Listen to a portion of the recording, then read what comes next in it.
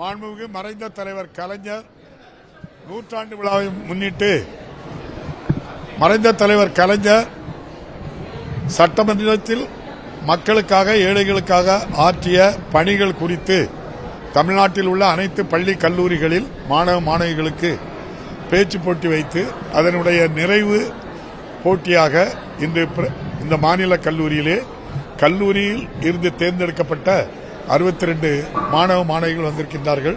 அவர்களுக்கான இப்போது முதல் 3 இடங்களை தேர்வு செய்கின்ற அந்த பேச்சு போட்டி நடைபெறுகின்றது. அதற்காக நீங்கள் எல்லாம் நம்முடைய ஊடக நண்பர்கள்லாம் வந்ததுக்கு நன்றி, வணக்கம்.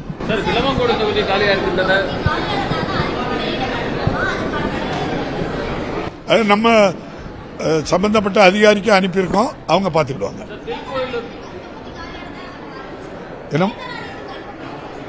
ஆமா, அது அவங்க பணிதான், அவங்க தான் செய்யணும், அவங்க பார்த்துக்கிடுவாங்க.